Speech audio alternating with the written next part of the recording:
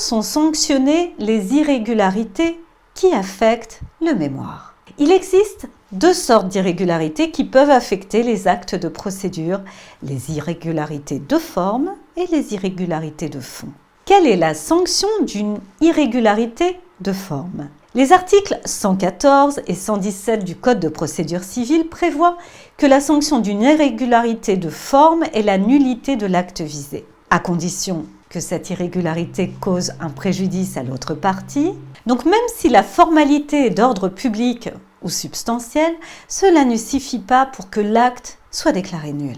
La partie adverse qui invoque la nullité du mémoire doit prouver le grief que lui cause cette irrégularité, comme stipulé dans l'arrêt de la 3e chambre civile de la Cour de cassation du 4 octobre 1972. Pourtant, dans une affaire, la Cour de cassation a déclaré un acte nul en raison d'une irrégularité de forme sans que soit rapportée la preuve d'un préjudice. C'est d'ailleurs repris dans l'arrêt de la 2e chambre civile de la Cour de cassation du 24 septembre 2015. Dans cette affaire, le mémoire notifié par la société locataire après une expertise indiquait un siège social à l'adresse des lieux loués. Or, la société n'était déjà plus établie dans ces lieux depuis 18 mois. La Cour de cassation a décidé que les conclusions d'appel de la société n'étaient pas recevables car elles faisaient mention d'un siège social fictif sans qu'il soit besoin de prouver un préjudice. Bien qu'elle retienne l'irrecevabilité des conclusions d'appel, c'est la nullité du mémoire qui était sollicitée. Quelles irrégularités peuvent être qualifiées d'irrégularités de forme à présent? Le fait que le mémoire ne soit pas signé, c'est un exemple qui a été repris dans l'arrêt de la 3e chambre civile de la Cour de cassation du 13 février 2002. Ou alors lorsque le mémoire n'est pas notifié au bon endroit. Par exemple, un arrêt de la Cour d'appel de Paris du 13 mars 2002 a pris cet exemple. Dans cette affaire, le bailleur connaissait l'adresse du domicile du locataire, or il avait notifié son mémoire à l'adresse des lieux loués. Mais la nullité du mémoire ne pouvait être prononcée que si cette irrégularité de forme causait un préjudice au locataire.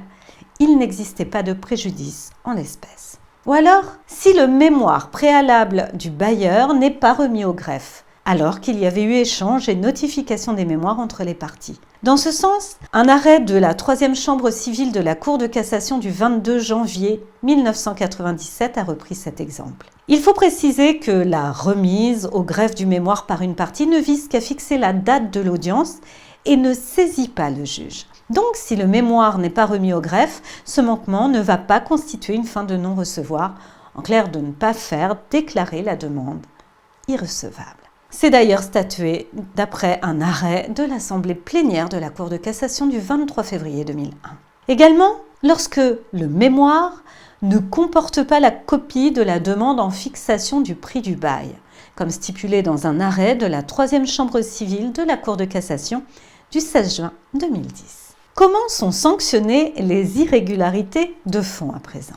Contrairement à une irrégularité de forme, l'irrégularité de fond va affecter la validité de l'acte en cause, indépendamment du grief qu'elle cause à une partie. L'article 117 du Code de procédure civile donne une liste limitative de ces irrégularités de fond. Lorsqu'une personne n'a pas capacité d'agir en justice, l'absence de pouvoir d'une partie ou d'une personne agissant en tant que représentant d'une personne morale ou d'une personne frappée d'une incapacité d'exercice, et l'absence de pouvoir ou de capacité de la personne représentant une partie en justice. Mais en plus de cette énumération, cet article n'écarte pas la possibilité que d'autres règles puissent prévoir des contraintes propres à certaines procédures, et que leur méconnaissance soit sanctionnée par la nullité de l'acte. C'est notamment le cas dans la procédure particulière instaurée par les dispositions relatives aux baux commerciaux. Il y a irrégularité de fond dans plusieurs cas. Citons-les. Le mémoire n'est pas établi, le mémoire n'est pas notifié par lettre recommandée et le mémoire n'est pas notifié au bon destinataire. Nous allons donner quelques précisions sur ces irrégularités de fond propres à la procédure spécifique prévue dans le cadre des baux commerciaux. Le défaut d'établissement du mémoire constitue une irrégularité de fond. En effet, rappelons que le mémoire est valablement établi lorsqu'il comporte la copie de la demande initiale. Les deux actes ne peuvent donc pas être confondus. En conséquence, si le bailleur n'a pas délivré de mémoire préalable au locataire et qu'il n'a joint à l'assignation qu'une demande préalable vague et infondée, l'assignation ne sera pas redevable. C'est l'arrêt de la Cour d'appel de Nîmes du 17 septembre 2002 qui le précise. N'oublie pas de t'abonner à notre chaîne pour ne manquer aucune de nos prochaines vidéos. Et surtout, pense à liker si le contenu te plaît.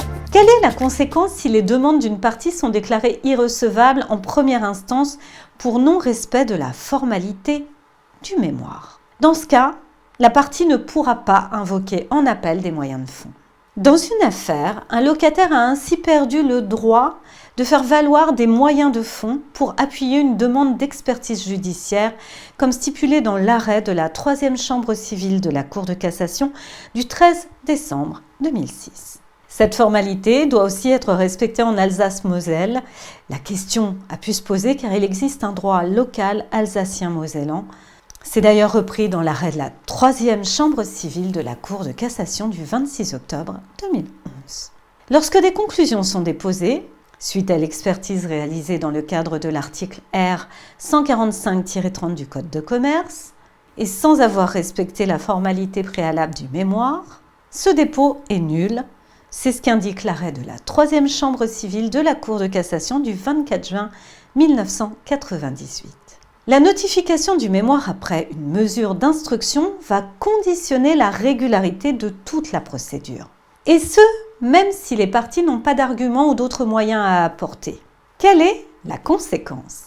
La nullité des conclusions déposées à la place du mémoire ne va pas uniquement affecter ces conclusions, mais va interrompre définitivement et éteindre la procédure en fixation du loyer. En ce sens, plusieurs arrêts de la 3e chambre civile de la Cour de cassation du 30 avril 2003, du 4 février 2009 et du 22 novembre 2011 détaillent ces situations.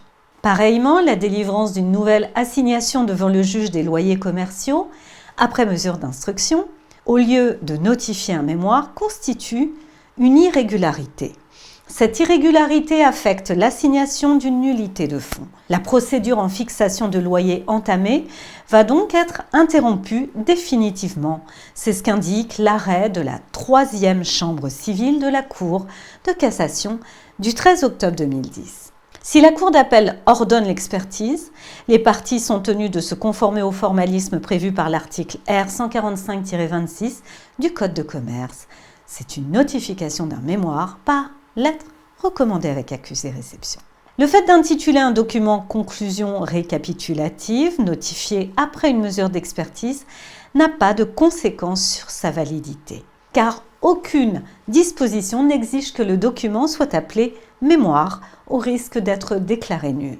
Par contre, il faut que le document soit notifié directement à la partie adverse et non pas suivant les règles de notification entre avocats, comme stipulé dans l'arrêt de la 3e chambre civile de la Cour de cassation du 16 octobre 2013.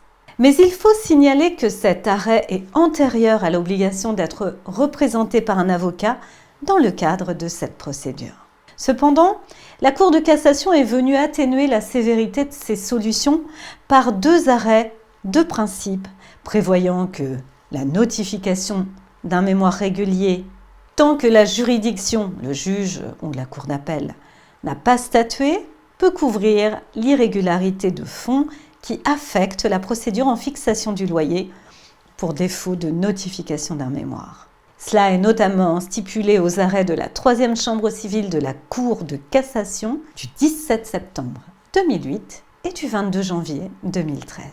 La Cour de cassation admet donc qu'il soit possible de régulariser cette irrégularité. Cette solution est conforme à l'article 121 du Code de procédure civile. Cet article prévoit que lorsqu'elle peut être couverte, la nullité ne sera pas prononcée dès lors que la cause de cette nullité n'existe plus quand la juridiction statue. Mais la régularisation de la procédure ne pourra intervenir que sous réserve que le délai de la prescription de 2 ans, prescription biennale, ne soit pas expiré, comme repris notamment dans l'arrêt de la Cour d'appel de Toulouse du 27 novembre 2013.